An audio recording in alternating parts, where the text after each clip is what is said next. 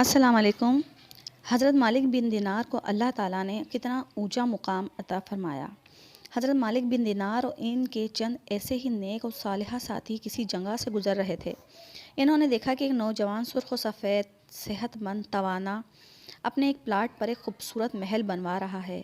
حضرت مالک بن دینار نے اسے دیکھ کر فرمایا، یا اللہ، اگر یہ نوجوان اہل جنت میں سے ہو جائے تو کیا ہی اچھا ہو۔ فرماتے ہیں، جب میرے دل میں یہ بات آئی تو میں نے اس کے پاس گیا اور اس سے کہا کہ کہو بھائی، تم کتنے لاکھ روپے اس محل کے بنانے میں خرچ کرو گے؟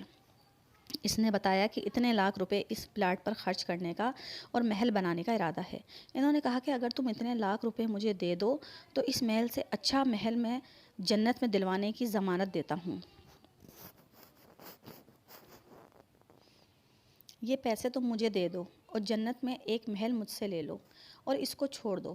اس نے کہا، جی ذرا میں غور کر لوں، یہ سودا سستا ہے یا مہنگا، کروں یا نہ کروں، کیونکہ پیسے دے کر بھی پھر سچی توبہ کرنی پڑے گی اور نیکی کے راستے پر چلنا ہوگا، آخرت کی راہوں سے گزرنا ہوگا۔ ہاں تم سوچ لو، صبح ہمیں بتا دینا۔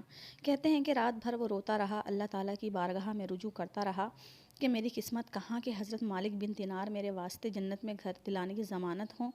رات بھر وہ سوچتا رہا، صبح حاضر خدمت ہوا، حضرت سودا منظور ہے، لیکن آپ مجھے دستاویز لکھ کر دیں، زبانی بات نہیں ہوگی۔ دنیا میں ہم کسی کو مکان بیچتے ہیں تو دستاویز لکھتے ہیں، آپ تو جنت کے محل کی ضمانت دے رہے ہیں، دستاویز لکھ کر دے دیں۔ فرمایا کہ ہاں، اور پھر واقعی دستاویز لکھ کر دے دی کہ مالک بن دینار فلاں بن فلاں کے لیے جنت میں ایسے گھر کا ضامن ہے۔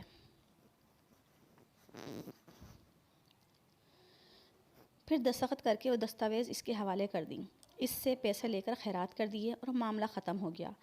اور اس کے بعد اس کی کایا پلٹ گئی، اس نے اپنے سارے گناہوں سے توبہ کی اور حضرت کی رہنمائی میں زندگی گزارنا شروع کی۔ اور کچھ دن بعد اس کا انتقال ہو گیا۔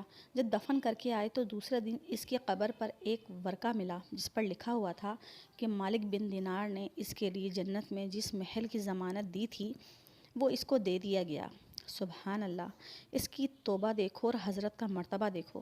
یہ ہے، گناہوں سے توبہ کرنے والا ایسا ہوتا ہے جیسا کہ اس نے گناہ کیا ہی نہیں۔